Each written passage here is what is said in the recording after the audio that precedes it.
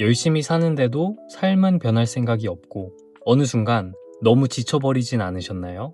만약 이게 본인 얘기 같다면 오늘 이 책이 답이 될지도 모르겠습니다. 이번에 읽은 책은 하마터면 열심히 살 뻔했다 입니다.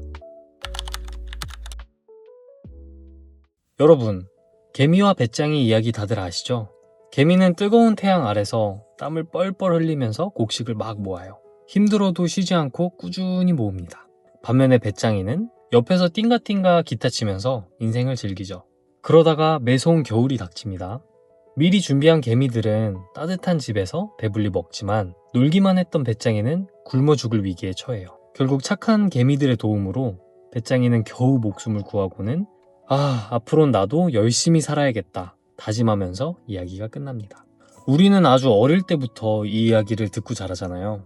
교훈은 명확하죠. 개미처럼 부지런히 살아야 한다. 미래를 위해 저축해야 한다. 안 그러면 배짱이 꼴난다. 그런데 말이죠. 우리 사회는 늘 우리에게 개미가 되라고만 강요합니다.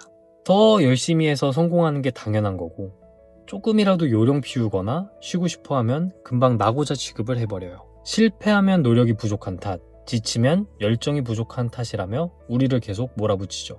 이렇게 기준치가 너무 높아진 세상에서 우리는 여유라는 걸 잃어버린 게 아닐까요? 제가 여러분께 한번 물어보고 싶어요. 지금 당장 행복하신가요? 혹시 여러분의 행복에도 이것저것 조건이 붙어 있진 않나요? 통장 잔고가 얼마가 되면, 월급이 이만큼 오르면, 아니면 이런 집에서 살게 된다면 그때서야 행복해지겠다고 미래로 행복을 미루고 계신 건 아닌가요? 어쩌면 우리는 앞만 보면서 질주하느라 바로 옆에 있는 행복을 놓치고 있는지도 모르겠습니다. 아주 조금은 덜 열심히 살아봐도 괜찮지 않을까요? 오늘 소개해드릴 책은 제목부터 평범하진 않아요. 하마터면 열심히 살 뻔했다. 처음 제목만 들으면 아니 이게 무슨 소리야 싶을 거예요. 다 같이 인생 망하자는 건가 싶기도 하고요. 하지만 책을 덮고 나면 작가가 우리에게 던지는 메시지는 사뭇 다르게 다가옵니다. 조금 덜 열심히 살아도 우리 인생 생각보다 크게 망하진 않는다. 이게 작가가 우리에게 하는 말인데요. 과연 이 말이 정말 사실일까요? 작가는 40이 되던 해에 갑자기 회사를 그만둡니다. 이 돈 때문에 소중한 자유를 반납하면서 하루하루 사는 삶에 지독한 현타가 온 거죠.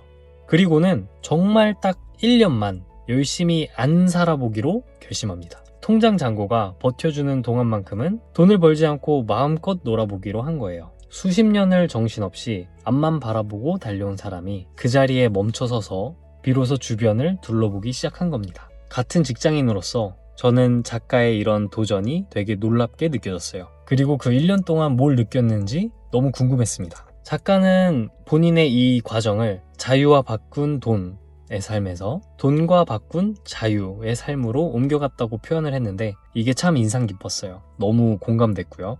책 속에서는 이렇게 멈춰서서 발견한 재미있는 통찰들이 가득합니다. 그 중에서도 제가 특히 공감했던 3가지 키워드를 지금부터 하나씩 공유해 드릴게요.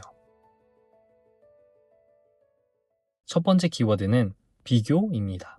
여러분은 혹시 인스타나 유튜브 몇 번이나 들어가 보시나요? 요즘은 SNS 안 하는 사람 찾기가 더 힘들죠. 화면 속에서 본 사람들은 다들 너무 잘 사는 것 같습니다. 멋진 집, 근사한 식사, 완벽한 커리어. 물론 그게 본인 인생에서 가장 화려한 단면만 포착해서 올린다는 거는 머리로는 잘 압니다. 근데 보다 보면 자꾸 제 스스로와 비교를 하게 돼요. 나는 왜 저렇게 못 살지? 이런 한탄과 함께 울적한 마음으로 인스타를 항상 끄게 됩니다. 책에서는 말합니다. 비교는 불행으로 가는 고속도로라고. 저는 사실 제가 늘 마이웨이인 줄 알았어요. 남 시선 신경 안 쓰고 내 갈 길만 가는 사람이라고 자부했었는데 이 책을 보다 보니 저도 모르게 늘 남과 비교하면서 살았다는 거를 좀 깨달았던 것 같아요.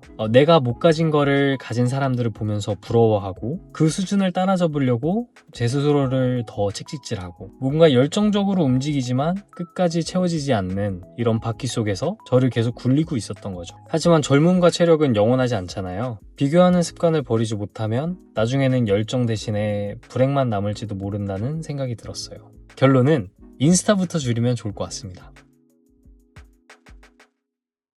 자, 두 번째 키워드는 꿈입니다. 꿈에 관한 작가의 말들은 제가 정말 공감한 부분들이에요. 작가는 이렇게 말합니다.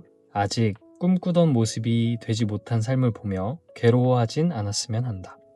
저는 MBTI가 ENTJ입니다. 고집이 세고 전형적인 야망가죠. 전 어렸을 때 제가 전용기 타고 다니면서 미슐랭 셰프가 해준 밥을 먹는 배짱이 같은 부자가 될 줄 알았어요. 근데 현실은 새벽같이 일어나서 출근을 해야 하는 직장인입니다. 작년까지만 해도 배짱이 같은 부자, 그 꿈을 이루겠다고 정말 독하게 살았습니다. 회사를 다니면서 투자 공부도 하고 부업으로 앱이나 웹사이트도 만들고 운동도 매일 가고 외식하는 거 아끼려고 도시락도 싸들고 다니고 24시간을 10분 단위로 쪼개서 1년을 버텼어요. 정말 여유 없이 달려봤습니다. 근데 어느 날 문득 옆에 있던 제 아내와 그리고 키우는 고양이가 눈에 들어왔어요. 그러고는 되게 어이없음을 깨달았던 것 같아요.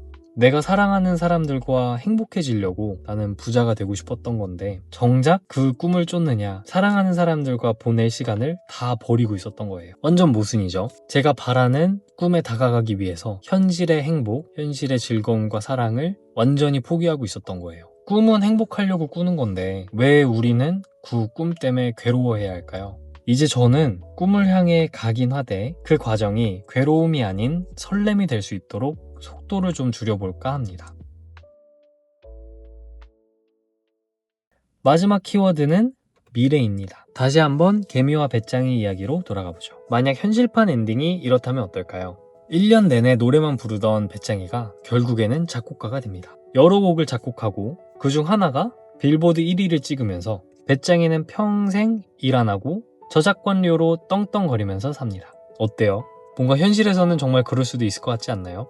이 말의 포인트는 미래는 아무도 모른다는 겁니다. 뭐 부동산이 어떻게 될지, 비트코인이 떡상할지, 누가 대박날지 쪽박찰지는 아무도 몰라요. 그런데 우리는 이렇게 불확실한 미래를 위해 오늘이라는 확실한 행복을 모조리 희생하면서 삽니다. 개미처럼 겨울을 위해서 곡식을 모으며 사는 거죠. 지금 참으면 나중에 성공해 라는 이 말만 믿고요. 하지만 내일이 어떻게 될지 모른다면 오늘 하루쯤은 좀 더 행복하게 살아도 되지 않을까요? 최근에 두쫑쿠가 되게 유행이었잖아요. 아마 내일을 위한 저축보다 지금 입안에서 느껴지는 확실한 행복이 더 소중하다는 거를 사람들도 깨닫기 시작하는 것 같아요. 저는 개인적으로 에세이를 별로 안 좋아합니다. 뭔가 나이가 많은 꼰대가 저한테 와서 이래라 저래라 훈수 두는 것 같아서 즐겨 읽진 않아요. 근데 이 책은 좀 달랐던 것 같아요. 열정이 너무 넘쳐서 스스로를 볶아대던 저에게 딱 필요한 어떻게 보면 쉼표 같은 책이었습니다. 열심히 살기보다는 즐겁게 살아보는 것, 이게 하원 작가님이 우리에게 하고 싶었던 진짜 이야기가 아닐까 싶네요. 여러분은 어떻게 생각하시나요? 댓글로 여러분 생각들도 들려주세요. 그러면 다음 책 읽고 돌아오겠습니다.